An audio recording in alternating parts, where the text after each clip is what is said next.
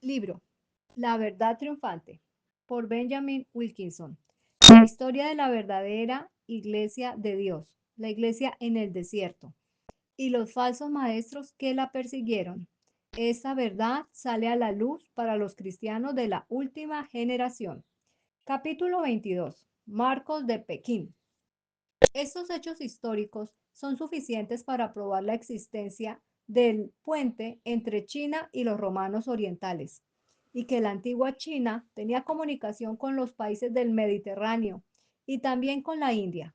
La ruta puede haber sido a través de Khotan y Turquestán hacia el norte de la India, Afganistán, etc.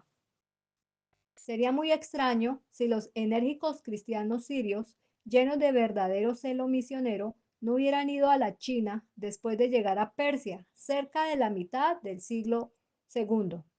Tomado del libro Saeki, un monumento nestoriano en China, página 42 y 43. Una extraordinaria figura durante este periodo de expansión en China fue Marcos. Desde la oscuridad, este muchacho en China surgió supremo administrador sobre la Iglesia del Este. Durante los 3 siglos de tormentosas guerras y muchas dinastías entre la caída de los emperadores Tang y la ascendencia de los gobernadores mongoles en el 1204 después de Cristo, hay poca información concerniente al crecimiento del cristianismo en China, porque en ese lapso de tiempo se tiene que haber hecho los registros de los cuarteles generales en Bagdad o de la historia en Asia Central o de aquellos países que rodeaban a China. Con el surgimiento de la supremacía tártara sobre la raza amarilla, sin embargo, la situación cambió. La revolución mundial que acompañó las conquistas de los mongoles en Asia y en el este de Europa trajo a la luz los enormes triunfos obtenidos por la Iglesia del Este en China y en Asia. Genghis Khan unificó las naciones orientales, mientras que al mismo tiempo abrió el camino para el avance de la civilización. Escrito por Montgomery, la historia de Jabalahab III, página 11. Las carreras de Genghis Khan y de su hijo Ogotai y sus amigables relaciones con la Iglesia del Este pertenecen más a la historia de Asia como un todo. Esta historia ya fue contada. La historia de los 3 nietos de Ogotai, también emperadores y conquistadores, esto es, Mangú, Kublai y Ualagu, están prominentemente relacionadas con las horas triunfales testimoniadas por la Iglesia en China. El emperador Mangú y su padre, Tule, completaron la conquista de China. Kublai, el cual sucedió a Mangú, removió la capital del mundo sitio de su ancestral centro en Siberia a Pekín, que en aquellos días se llamaba Kambalik. Cuando Kublai colocó el trono del mundo mongol, señaló a su hermano Hulagu para que fuera el emperador independiente o virrey sobre los territorios que bordeaban Europa con su palacio en Persia. El rey Federico de Sajonia no le dio un apoyo más fuerte a Lutero que estos 3 hijos del victorioso general Tule le dio a los católicos asirios de Bagdad, a sus iglesias en la India, en Asia y en China. En los escritos de un autor que vivió contemporáneamente con Mangú, narra las convicciones cristianas de ese emperador y están claramente colocadas en las siguientes palabras. Es un seguidor y un defensor de la religión de Jesús. Escrito por Mingama, Diseminación temprana del cristianismo, Boletín de la librería de John Ryland, volumen 9, página 312. Mangú trató a los cristianos y a los musulmanes y budistas con cariño, pero él estaba especialmente ansioso para atraer a las comunidades de la Iglesia del Este a su país, porque encontró que sus enseñanzas médicas y su gran habilidad para los negocios serían beneficiosas para sus súbditos. Los reyes de Alemania, Francia e Inglaterra, y también el Papa, temían el retorno de los ejércitos armados bajo los gobernantes mongoles. Ellos descansaban bajo la influencia que los cristianos asirios ejercerían influencia en los reinos asiáticos para darle peso a sus negociaciones. Muchas embajadas iban y venían entre Inglaterra, Francia, Alemania y el Papa y las cortes de Mangú, Kublai y Alagú. Esos poderes occidentales esperaban arrebatar Palestina y Jerusalén de la odiada sujeción musulmana a través de la asistencia del emperador Kublai Khan de Pekín y de su hermano Alagú, virrey de Persia. En estas negociaciones, los dos jóvenes pastores que habían viajado de Pekín a Bagdad fueron contados de gran peso debido a su posición con Kublai Khan, su conocimiento de los idiomas mongol y chino y su familiaridad con el pueblo y las costumbres de su país natal. En este punto, sería bueno recordar la historia de los dos jóvenes pastores, Marcos y Sauma, que en 1284 después de Cristo hicieron su famoso viaje desde Pekín a Persia, en su camino hacia Jerusalén. Fue asombroso cuán grandes comunidades que pertenecían a la Iglesia del Este les dieron la bienvenida en diferentes ciudades en su largo viaje por las montañas, desiertos y planicies. Se puede observar con interés que, fuera del hecho que ambos jóvenes pertenecían a la nación uigur, ellos estaban sujetos al imperio mongol de Kublai Khan, bajo cuya protección, si no por su mandato, ellos salieron de China para ir y adoraron en Jerusalén.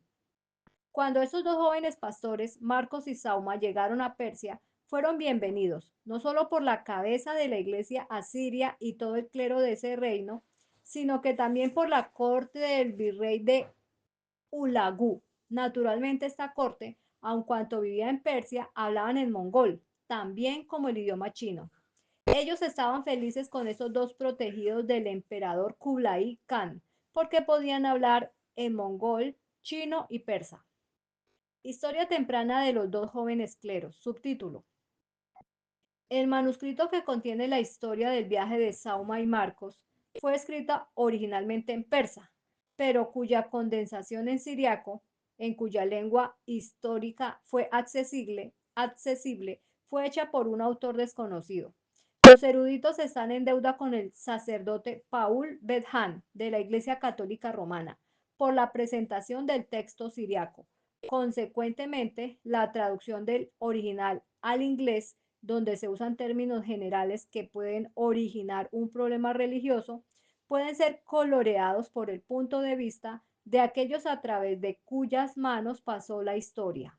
Esto debe ser tenido en cuenta al enfrentar estos términos tales como monjes u obispos.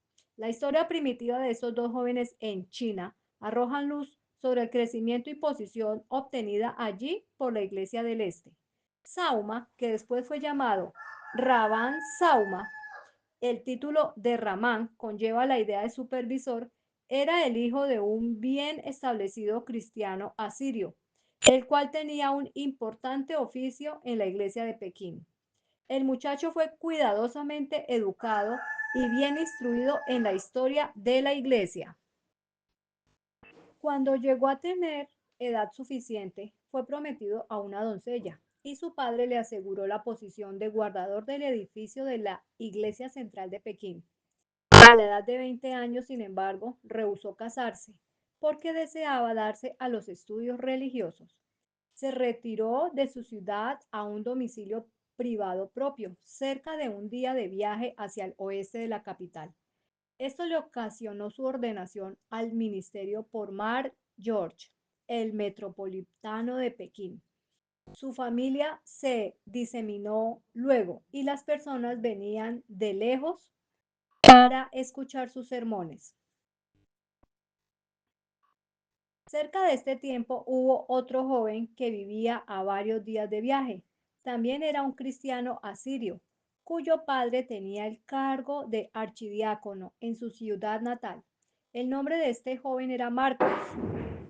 Renunciando al mundo y consagrándose al avance del Evangelio en aquellos tiempos rudos y problemáticos, Marcos se unió con Sauma, cuya fama ya lo había alcanzado.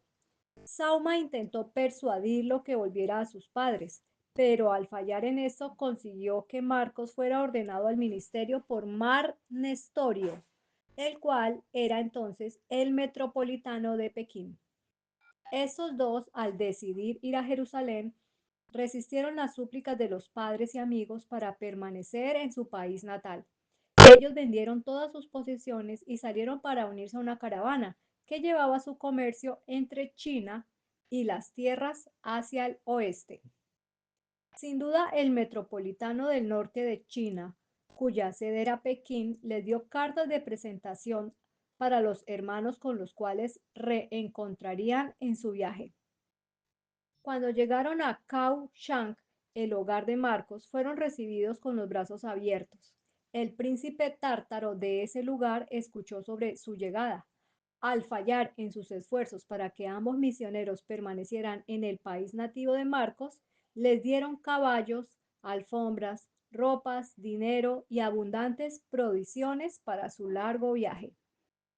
El primer lugar al que llegó en su viaje hacia el oeste fue Tunguán, famosa por ser la puerta entre China y propiamente Turquestán. Esta localidad es bien conocida por el reino de Tangut, cuyos autores hoy normalmente afirman incluir la moderna provincia china de Gansu.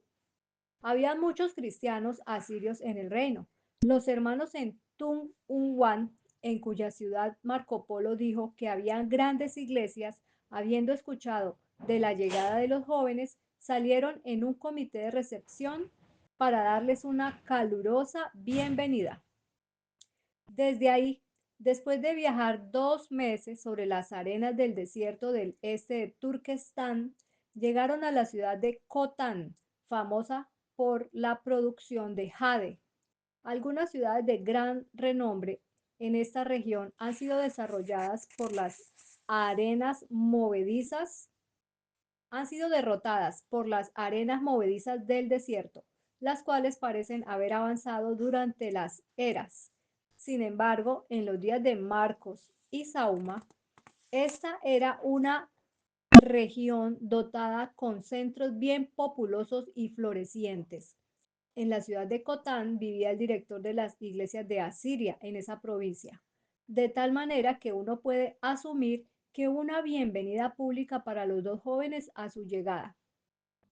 Como la guerra estaba rugiendo en aquel tiempo entre un jefe y el gran Khan contra el cual se había rebelado, los dos viajeros fueron obligados a permanecer en Cotán durante 6 meses. De Cotán, esos emprendedores misioneros viajaron al noroeste, hacia Kashgar.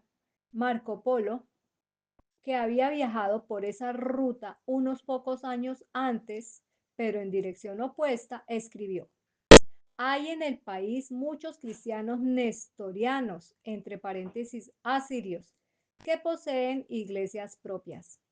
Las personas del país poseen un lenguaje peculiar y el territorio se extiende por 5 días de viaje. Escrito en el libro de Yul, el libro de Marco Polo, volumen 1, página 182. El pueblo era un importante centro comercial y el término de muchas rutas de caravanas del este hacia el oeste o del oriente hacia el occidente. La tierra a su alrededor era muy fértil y los mercaderes y la clase campesina eran muy prósperos. Desde Kashgar, los aventureros estudiantes de teología pasaron sobre las elevadas montañas de los Pamires al entrar en Khurasán, la poderosa provincia del noroeste de Persia, donde llegaron después de grandes dificultades en un estado de agotamiento mental y físico. Pero se conformaron a sí mismos porque Dios los había librado de toda aflicción y no había permitido que les cayeran calamidades de los ladrones en las carreteras. Llegaron a un campo militar en un lugar llamado Talas. El rey Kaidú, el cual descendía de uno de los hijos mayores de Genghis Khan, nunca aceptó el hecho que su propio abuelo no haya sido supremo en autoridad imperial. En ese tiempo, él estaba haciendo una campaña de guerra con el emperador Kublai Khan. debido a las contenciones sobre asuntos de herencia. Los viajeros fueron desde el rey Caidú y habiéndole otorgado su bendición religiosa, le solicitaron que les dieran un permiso por escrito para pasar a través de su país. Entonces fueron a uno de los centros de entrenamiento espiritual de la iglesia asiria, localizado cerca de la gran ciudad de Tus, capital de Khurasán, donde fueron recibidos con hospitalidad por el director provincial de las iglesias y su clero asociado. Aquí, al igual que el apóstol Pablo, cuando llegó a Roma, ellos le agradecieron a Dios y tomaron aliento. Subtítulo: Los pastores se encuentran con el católico.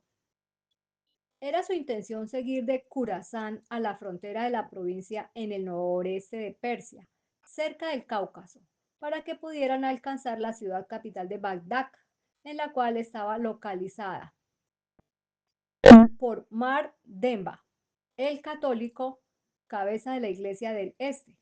Sin embargo, ellos encontraron el católico en Maragá, la ciudad de Ulagú, que había convertido en la capital provincial. Cuando lo vieron, sus corazones se regocijaron de alegría. Se arrodillaron delante de él y lloraron, mientras le daban respeto a su posición como supremo director de la Iglesia del Este.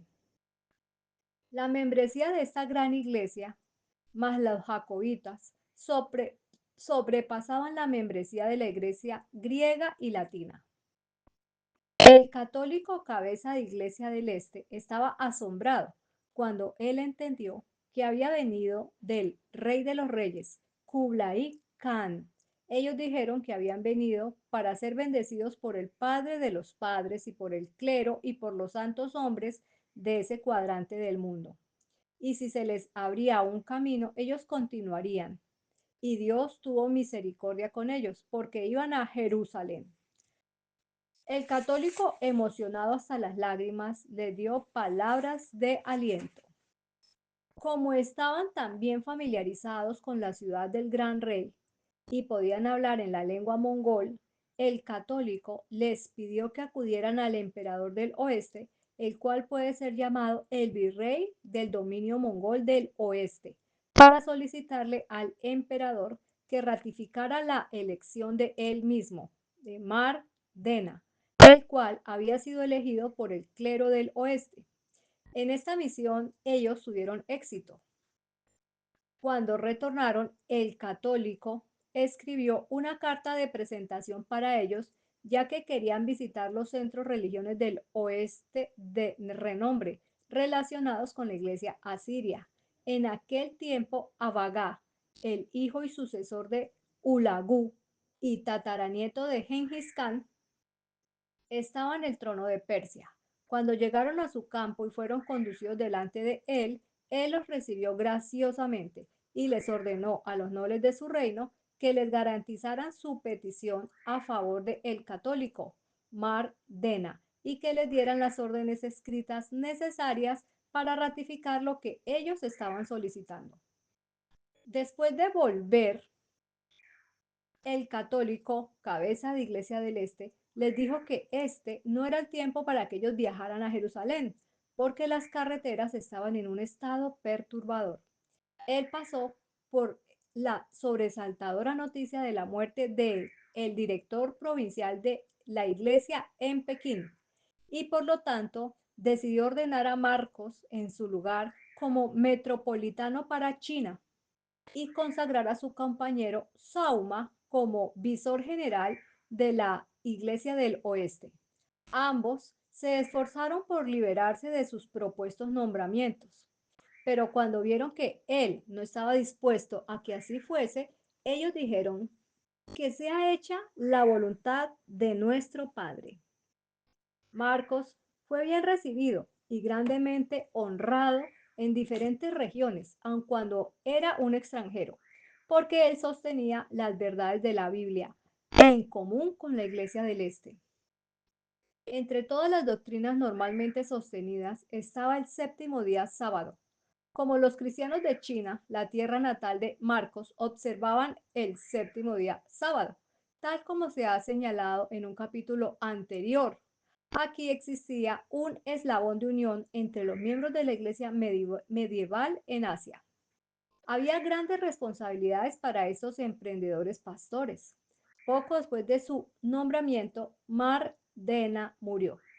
El clero directivo del oeste discernió fácilmente que Marcos estaba altamente en el favor del virrey de Persia y supremo emperador Kublai Khan.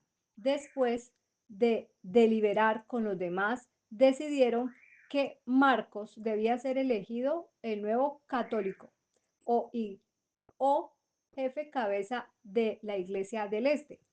Esto fue satisfactorio para el rey Abaga, el cual le otorgó al nuevo católico grandes regalos, ratificó su elección y promovió un aumento de los centros de entrenamiento y las instalaciones generales para el crecimiento de la obra.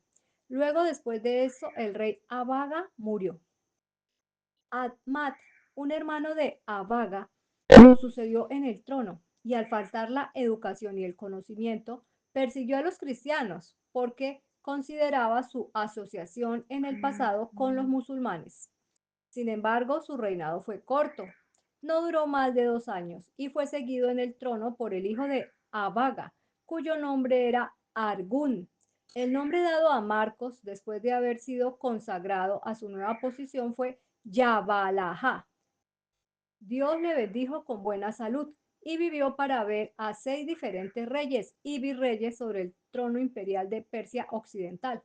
Pasando por sobre los muchos incidentes agitados de su vida, será suficiente decir que la espléndida devoción de la Iglesia, que había hecho una obra tan maravillosa hasta el tiempo cuando Marcos ya la llegó al patriarcado, aún continúa. Así la historia de estos dos jóvenes ilustra la vasta extensión a la cual la Iglesia del Este se diseminó en el Oriente y también de su poder e influencia. Subtítulo: Marco Polo y los cristianos asirios. El mismo siglo en el cual Marcos y Sauma viajaron de China a Persia testimonió otros viajes que han sido registrados. Ellos nos dan extraordinarios cuadros del mundo mongol, del mar Mediterráneo hasta el Océano Pacífico, de Siberia hasta el Océano Índico. El más extraordinario de estos viajes fue el hecho por Marco Polo, un italiano de la ciudad de Venecia y un devoto católico romano. Como su educación en el catolicismo coloreó su interpretación de la situación que él encontró, se puede ver en la siguiente descripción. Monsul es una gran ciudad habitada por varios pueblos, siendo que una clase reverencia a Mahoma y son llamados árabes. Los otros profesan la fe cristiana, pero no de acuerdo a los cánones de la iglesia, de los cuales ellos se alejaron en muchas ocasiones, y son llamados nestorianos, jacobitas y armenios. Ellos tienen un patriarca a quien llaman Jacolit, y por él son consagrados arzobispos, obispos y abads, y son enviados a todas partes de la India, a Baudas, Bagdad o a Catay, entre paréntesis China, así como el Papa de Roma lo hace en los países latinos. Tomado del libro de Conroff, Los viajes de Marco Polo, página 29. Cuando Juan de Pliano Carpiti y Guillermo de Rubruck salieron para entrevistarse con los emperadores tártaros, la capital aún estaba en Karakorum, en Siberia, entre las tribus nómadas de las planicies asiáticas. El viaje hecho por Marco Polo, sin embargo, los condujo a Pekín, la nueva capital de los mongoles, bajo el emperador Kublai. Las siguientes descripciones de Pekín en el tiempo de la llegada de Marco Polo es dado por Manuel Komroff. Dos extraordinarias maravillas de la ingeniería ya se habían completado antes que llegara Marco Polo.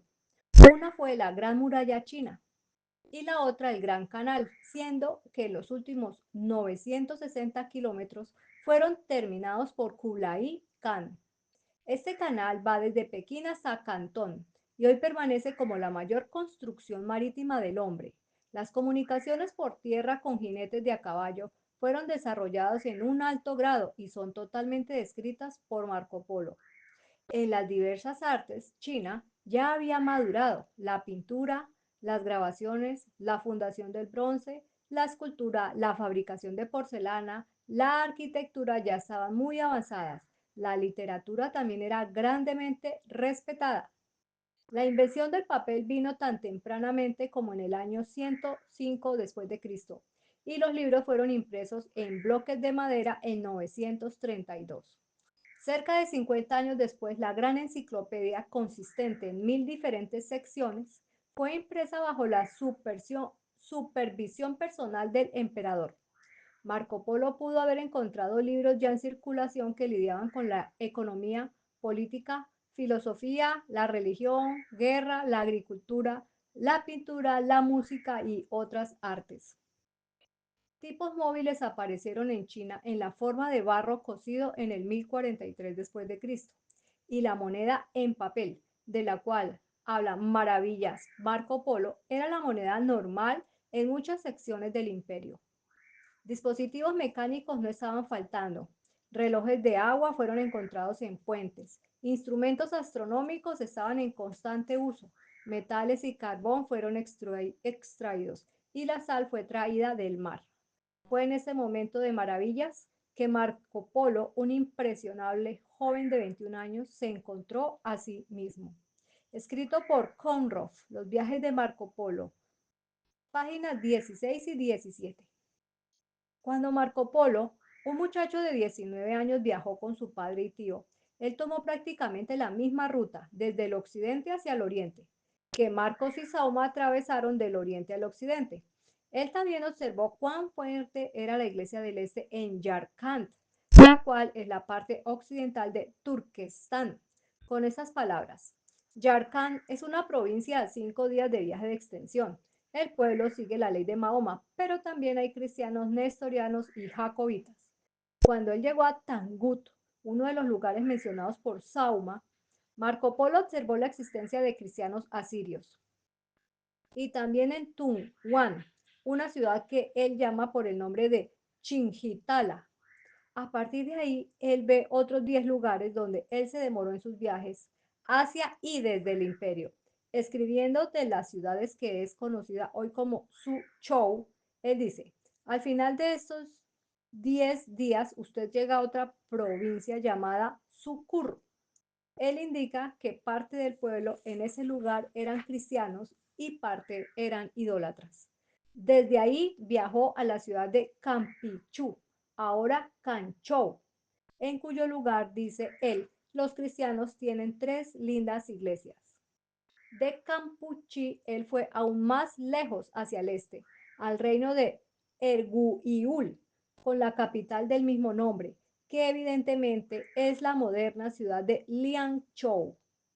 Marco Polo dice, es uno de los varios reinos que componen la provincia de Tangut. El pueblo consiste de cristianos nestorianos, de idólatras y de adoradores de Mahoma. En este punto, Marco Polo menciona otra ciudad directamente al sur de Lianzhou, evidentemente la moderna ciudad de Inim, que él creyó que había sido el hogar de los cristianos asirios. Comenzando nuevamente hacia el este de Lianzhou, Marco Polo llegó a una provincia cuya ciudad capital era Calachán. Él cree, él cree que esta región, que poseía muchas ciudades y villas en las cuales hay bonitas iglesias que pertenecían a los cristianos asirios. Desde allí él se dirigió al este, hasta que entró en la provincia cuyo gobierno estaba en las manos de los cristianos. A esas provincias les dio el nombre de Tendue, de la cual dice, el rey de la provincia es del linaje de Prester Juan, de nombre George, y él usa las tierras del Gran Khan. No es que él posea nada de lo que posee Prester Juan. Es una costumbre, puedo decirles, que estos reyes del linaje del Prester Juan siempre se casan o con hijas del Gran Khan o con las princesas de su familia. El gobierno de la provincia está en las manos de los cristianos, tal como les he dicho. Escrito por el libro Yule, el libro de Marco Polo, volumen 1, página 284. Shakespeare escribió sobre Cathay, China. el siguiente reino al cual llegaron Marco Polo y su compañía. Durante siglos, China estuvo en el oeste llamado Catay. El gran emperador luego descubrió las habilidades de Marco Polo y lo eligió para un oficio imperial. Como tal, él hizo muchos viajes por el reino e informó acerca de numerosos pueblos y villas en los cuales se encontró cristianos nestorianos. Como el oficial del emperador Kublai Khan, él, Marco Polo, se dirigió a la parte suroeste de China y observó la existencia de cristianos asirios en Yunnan-fu, la ciudad capital de la provincia de Yunnan, de la ciudad de Yangzhou, sobre el cual Marco Polo fue colocado durante un tiempo como gobernador de la que tenía 27 otras ciudades ricas bajo su administración. Se relata que tenía 3 edificios de iglesia. Así, hay testigos famosos que vieron con sus propios ojos las florecientes iglesias en el Imperio chino, desde el año 600 después de Cristo hasta el 1300 después de Cristo. Estas iglesias no están ahí ahora. ¿Qué sucedió desde entonces? Otra revolución abrazó Asia y Europa y barrió a los mongoles, y los turcos fueron dominantes. Subtítulo: Surgimiento de Tamerlane. Surge naturalmente la pregunta: ¿qué le sucedió al bien diseminado cristianismo del Oriente, el fruto de la labor llevada a cabo por la Iglesia del Oriente? Eso nos conduce a nuevas escenas que envuelven a Tamerlane, a los jesuitas y al siempre cambiante desierto de arenas. Tamerlane, del año 1333 al 1405 después de Cristo, fue otro conquistador mundial. También es conocido como Timor o Timour. Muchos hombres famosos de genio militar parecen pigmeos comparados con Gengis Khan y Tamerlán. Con excepción del sur de la India, Gengis conquistó toda Asia y la mayor parte del este de Europa. Se ha pensado que si no hubiese sido por la influencia cristiana ejercida por la Iglesia del Este sobre los sucesores de Gengis Khan para no destruir ciertas naciones cristianas, todos hoy podrían estar hablando la lengua mongol. Tamerlane obtuvo el dominio sobre todas las tierras conquistadas por Gengis, con excepción de China. Gengis era mongol y permitió a lo largo de su imperio libertad religiosa, lo cual era maravilloso para sus días. Tamerlane era turco, un fanático musulmán que mató a cristianos por cientos y por miles, si acaso no fue por millones, y destruyó iglesias cristianas y centros de entrenamiento. Su violencia era una de las razones para la ruina del cristianismo asirio en Asia. La otra razón fue la llegada de los jesuitas, apoyados por las armas de España y de Portugal, de lo cual va a ser escrito un poco más tarde. Tamerlane ha sido sin rival en la historia mundial debido a su ferocidad y crueldad.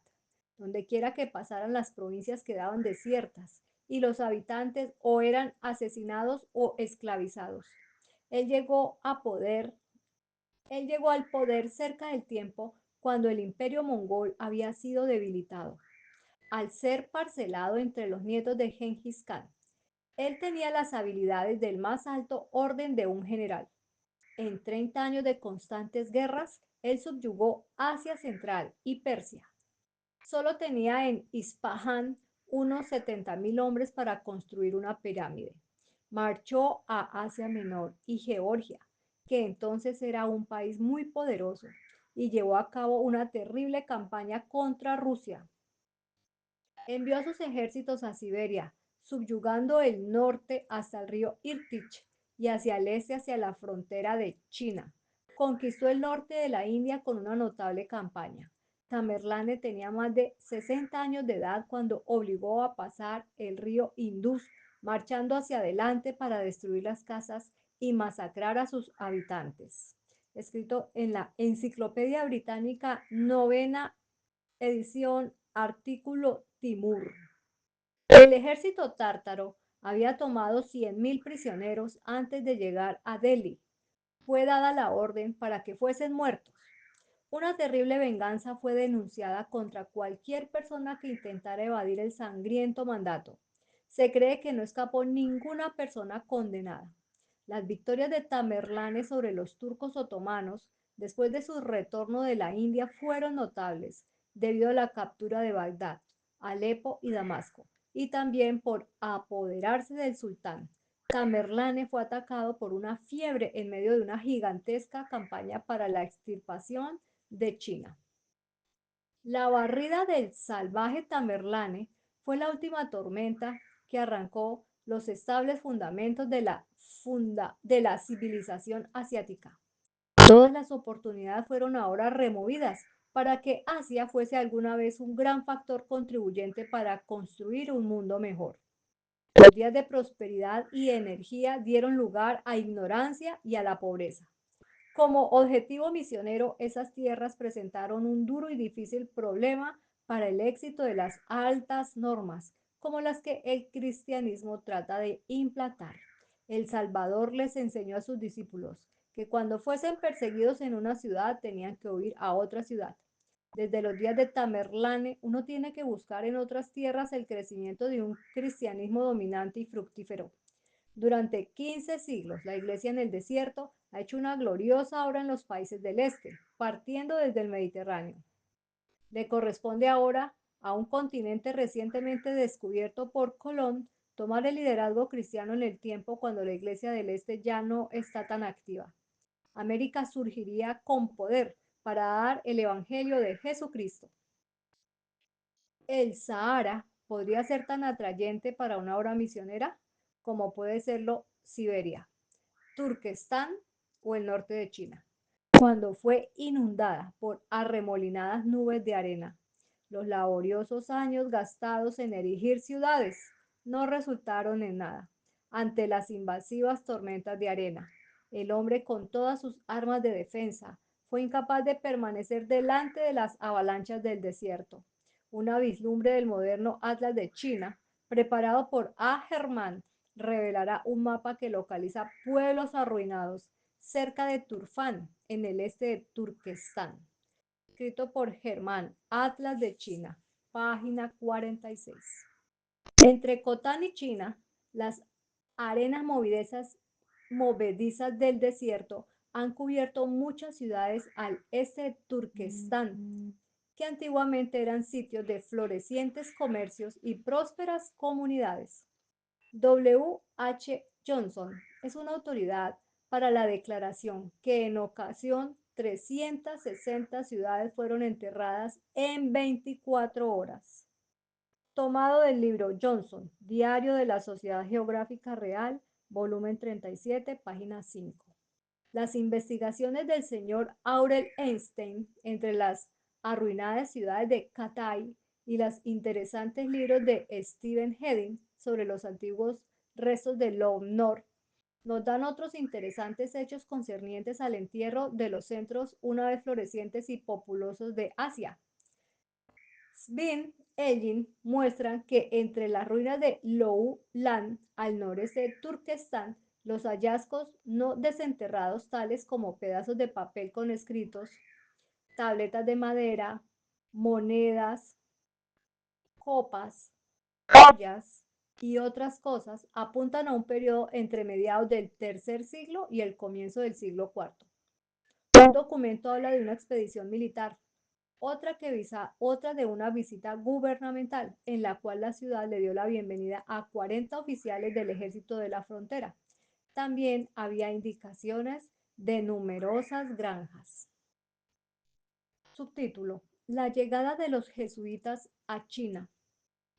Hubo otro factor más poderoso que Tamerlane y más poderoso que las arenas movedizas del desierto, contribuyeron al debilitamiento de la iglesia siria en China y a su desaparición del liderazgo. Ese factor fue la organización jesuita.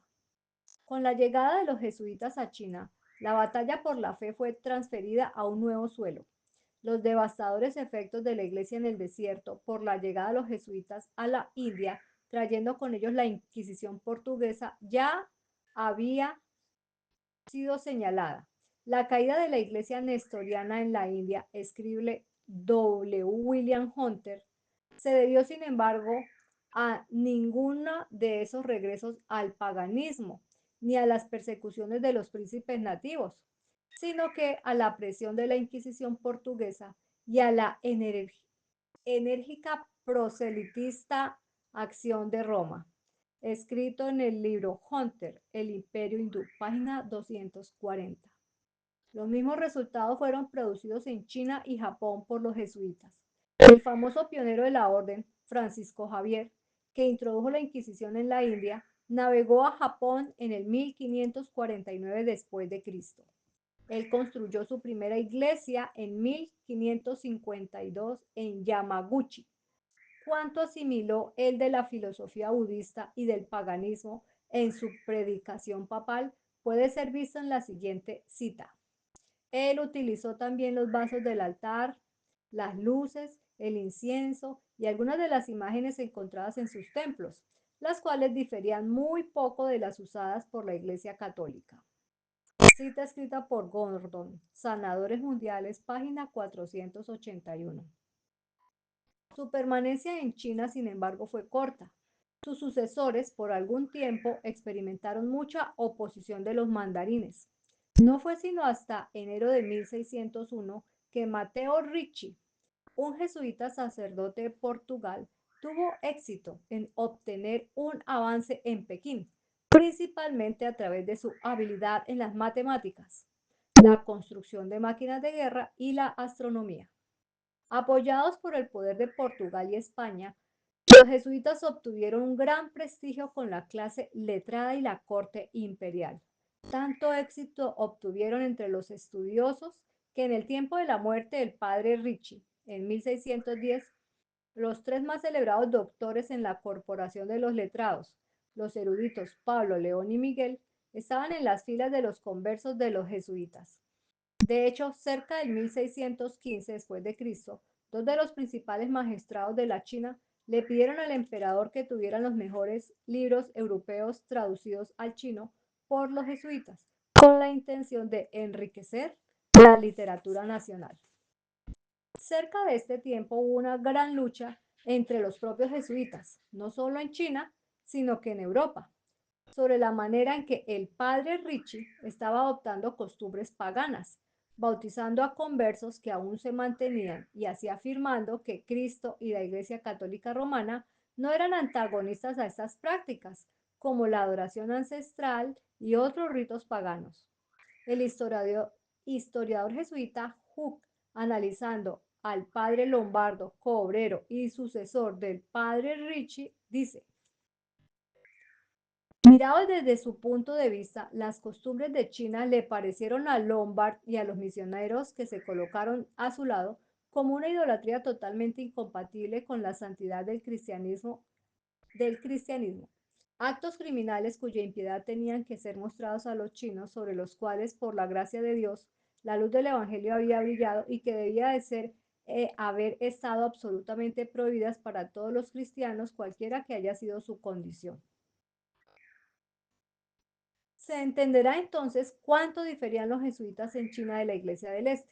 También se verá que ellos, al ofrecer creencias y prácticas que endosaban, en vez de oponerse a la idolatría pagana, habían adquirido suficiente poder como para destruir al cristianismo del Nuevo Testamento.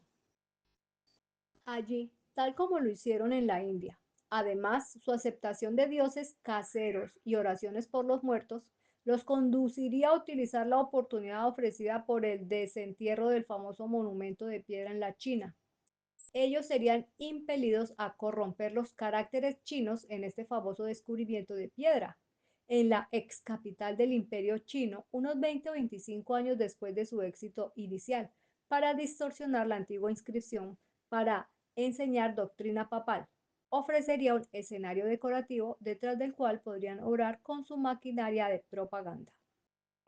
Subtítulo: La corrupta inscripción china.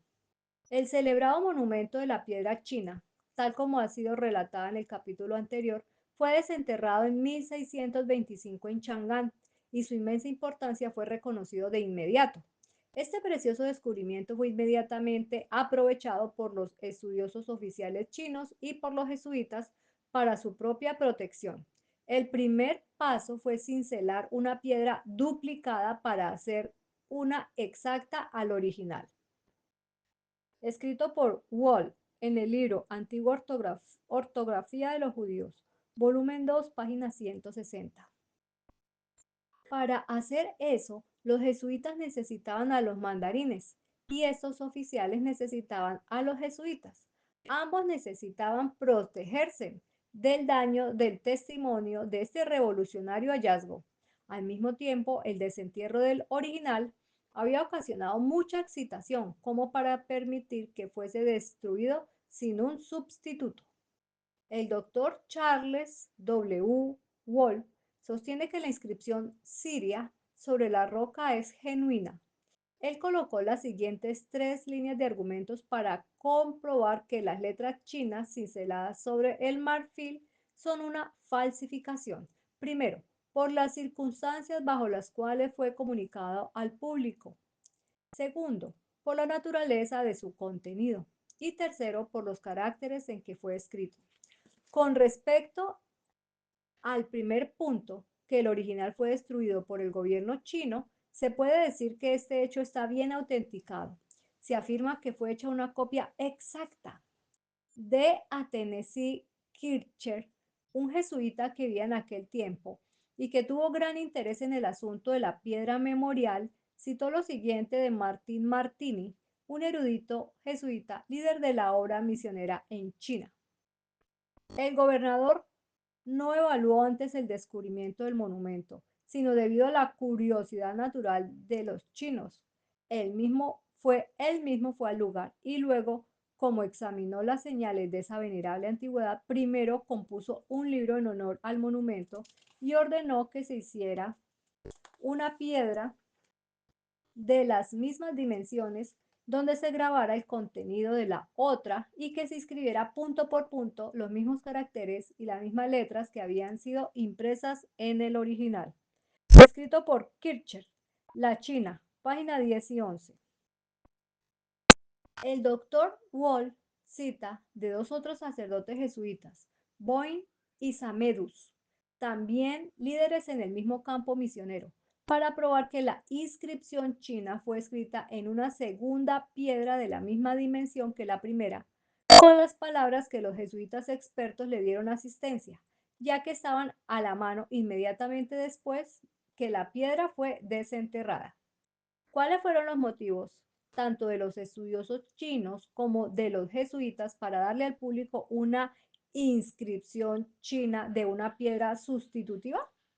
El idioma de signos de la China había sido tan grandemente alterado durante los siglos en que la piedra estuvo enterrada que la inscripción de marfil era indescifrable.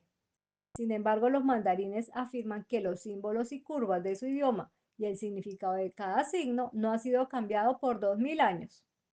Por esta razón, los eruditas del Imperio Celeste destruyeron y borran, cuando es posible y tan rápido como pueden, cualquier inscripción antigua sobre la cual ellos puedan colocar sus manos. Escrito por Wall, Antigua Ortografía de los Judíos, volumen 2, página 162. Pero como el monumento Chang'an había sido encontrado cerca de una gran y populosa ciudad y había creado una gran agitación, fue necesario hacer un duplicado para el público en todos los respectos, tan cerca del original como fuese posible, mientras destruían a la reveladora e indescifrable inscripción china. Ahora, ¿cuál fue el motivo de los jesuitas para ser cómplices en esta imposición? ¿Por qué fue necesario que los mandarines dependieran de su ayuda? Los jesuitas vieron rápidamente que el histórico monumento proclamaba el temprano advenimiento de la China de la Iglesia del Este, la cual había sido excomulgada cerca del año 200 por el obispo de Roma. Aquí había una oportunidad para escribir las doctrinas de la Iglesia de Roma en esa parte de la piedra, tomando cuidado que los otros hechos no se contradigan con la parte del marfil cincelado en siriaco. Como la clase estudiosa era totalmente ignorante de la historia de la Iglesia y de las doctrinas cristianas, fueron obligados a recurrir a los jesuitas para que se fabricara una historia que no sufriera exposición al tener conflictos con lo que estaba escrito en la parte siriaca de la piedra. Tomando el segundo punto, uno puede ver que la naturaleza de las doctrinas presentadas en la parte china de la inscripción también prueban un fraude de los jesuitas. Estas referencias en el actual texto chino, relacionados con el uso de imágenes en la adoración cristiana y en las oraciones por los muertos, eran declaraciones de doctrina que nunca habían sido enseñadas por la Iglesia del Este. Pero los jesuitas fueron obligados a reconocer de la parte siriaca de la inscripción que no pudieron alterar que el monumento fue erigido para la gloria de ese gran cuerpo misionero. Como los caracteres chinos, con sus interpretaciones, se pueden encontrar en cualquier libro normal sobre el asunto, los pasajes fraudulentos no serán citados aquí. Además, los caracteres chinos en la piedra no ameritan un programa evangélico. No hay ninguna referencia a los milagros de Cristo y nada relacionado a su muerte, resurrección y ascensión. Hay además una grosera alabanza dada a los emperadores chinos y al apoyo de sus prácticas de colgar los retratos en las paredes de las iglesias. Otras enseñadas difieren ampliamente de aquellas de la Iglesia del Este, que fueron rechazadas por ese cuerpo y que aparecen en la parte china de la inscripción. Con respecto al tercer punto, Wall produce un magnífico argumento para afirmar genuidad para la escritura siriaca en la piedra y por el original en sí mismo, y para probar que la inscripción china era falsa. En sus libros, al presentar placas que comparen los caracteres de ambos idiomas en el monumento con aquellas usadas en diferentes épocas a lo largo de los siglos, él convence al lector de la genuidad del siriaco y de la falsedad del chino. Tomado del libro Wall, Antigua Ortografía de los Judíos, volumen 2, página 200 y 245. Una plena presentación de la inscripción en siriaco al monumento mostraría que definitivamente da la fecha en la cual la piedra fue erigida. Segundo, declara de forma correcta el nombre de la cabeza sobre la Iglesia del Este en China.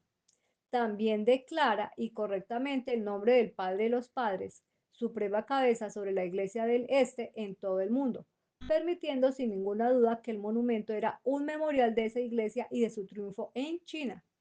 El siriaco también declara definitivamente que en esa piedra estaba la doctrina de él, que era nuestro redentor, y la enseñanza que era predicada por sus ancestros a los reyes de China. La filología ha mostrado claramente cómo el significado de los caracteres chinos han cambiado de siglo tras siglo. Sus caracteres en signos normalmente empleados al escribir no transmiten una palabra, ellos expresan una idea o un cuadro. La razón oficial dada para destruir la piedra original y sustituirla por una nueva fue que los caracteres chinos estaban muy dañados después del desentierro al momento. Por lo tanto, se debe concluir que la clase literaria de Chang'an quería reproducir caracteres chinos más bellos y más aceptables. La razón por la que la autenticidad de los caracteres sirios es aceptable es completamente aparente. En primer lugar, ni los chinos ni los jesuitas del siglo XVII en China estaban familiarizados con el idioma siriaco del siglo VII. Cuando, sin embargo, los caracteres siriacos de la piedra fueron sometidos a los eruditos sirios, ellos se dieron bien con los registros de los cuarteles generales de la iglesia. Se acomodaron también con la historia escrita acerca de la iglesia del Este, ya sea por los miembros de la iglesia o por los historiadores desinteresados. De las declaraciones cinceladas hace siglos en el idioma siriaco sobre una extraordinaria tabla, es confirmada la historia de la extraordinaria obra llevada a cabo por la Iglesia del Este u Oriente en China, una innumerable muchedumbre que ha sido convertida a Cristo en China a través de los esfuerzos de la Iglesia en el desierto, estarán en pie victoriosos en el mar de vidrio, redimidos en la tierra. Libro La verdad triunfante por Benjamin Wilkinson. Bendiciones.